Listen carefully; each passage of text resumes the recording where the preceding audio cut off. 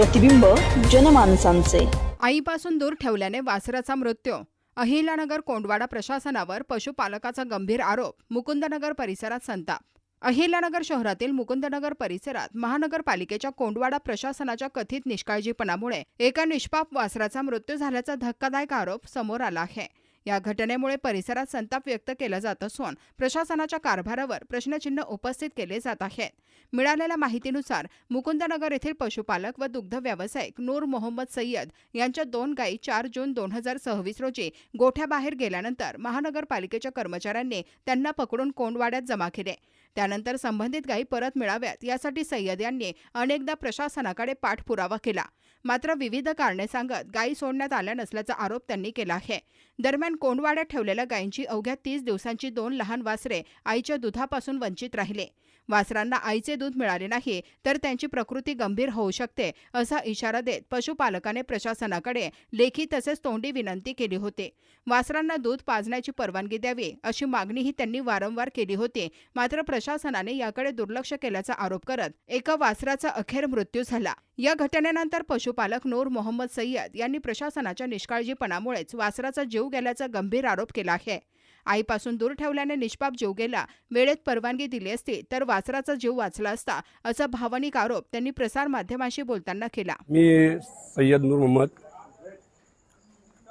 आमचे जे 2 गाया कोंडवाड्यात उचललेले गेलेले त्याबद्दल मला असं म्हणायचं आहे की आमच्या गायांबद्दल आम्ही जेव्हा पालिकेमध्ये सोडवायला गेलो त्यावेळेस त्यांनी आम्हाला जे पूर्तता करायला सांगितली,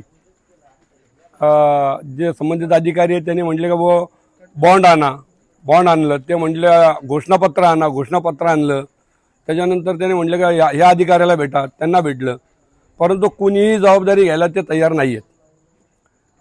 तर त्याच्यामुळं काय झालं, आज 12-13 दिवस झाले आमच्या गाया कोंडवाड्यात उचललेले आहेत, तर त्याच्यात पालिकेचं कोणीही अधिकारी ते जबाबदारी घ्यायला तयार नाही आहे का गाया कोणाकडे जाऊन सोडवायची आणि काय त्याची पूर्तता करायची। तर आमच्या गायीचे जे आमचं इथं गोठा आहे आणि आमचा वडिलोपार्जित दुधाचा धंदा आहे, आजपासून नाही तर माझ्या जन्मापासून आमच्या इथं दुधाचा धंदा आहे। तर आमच्या गायांचे जे वासरू आहेत ते वासरू पार मरायला झालेले। आज ते वासरू आमचा 2 वासरं आमचे एकदम मरायला लागलेले आहेत, तर त्यांची जबाबदारी घेणार कोण? जर उद्या त्याला काही झालं तर ते कोंडवाड्याच्या प्रमुख आणि पालिकेचे जे आरोग्य अधिकारी आहेत तर हे सर्वस्व जबाबदारी त्यांची राहील। आता ही सगळी घटना झाली, तुमचे जनावर ताब्यात घेतले, तुम्ही राजूरकर जे आहे आरोग्य विभागाचे अधिकारी त्यांच्याकडे गेले, काय त्यांनी तुम्हाला उत्तर दिलं? आम्ही जेव्हा राजूरकर साहेबांकडे गेलो तर राजूरकर साहेब म्हटले का ते बर्तुल साहेब त्यांच्याकडे जा म्हटले। त्यांच्याकडे गेल्यानंतर ते म्हटले कोणते अक्षय त्यांच्याकडे जा। त्यांच्याकडे गेल्यानंतर ते कोण आरोग्य अधिकारी आहे त्यांच्याकडे पाठवलं, ते डॉक्टरकडं, त्यांचं घोषणापत्र आणा म्हणे। त्यांचं घोषणापत्र आणलं, ते म्हटले बॉन्ड आणा, राजूरकर साहेब म्हटले बॉन्ड आणा। तर बॉन्ड आणून आम्ही घोषणापत्र आमचं लिहून दिलं त्यांना, ते पण दिलेलं आहे। आणि त्याच्यानंतर ते म्हटले कुठं जाऊन ते पावती करा, ते पावती पण केलेली, पण त्याच्यावर कुठेही गेल्यानंतर शेवटी ते म्हणतात का हे जनावर तुमचे आहेत हे सिद्ध होत नाही। आणि विशेष म्हणजे असं आहे की आमच्या जनावरांची काही दिवसापूर्वी पशुगणना झालेली आहे, तर त्या पशुगणनेमध्ये तिथले वैद्यकीय अधिकाऱ्यांनी इथं येऊन आमच्या इकडं कोणी तपासणी केलेली नाही अजून का बा तुमची पशुगणना झालेली आहे तर तुम्ही बिल्ले मारून घ्या, हे करून घ्या।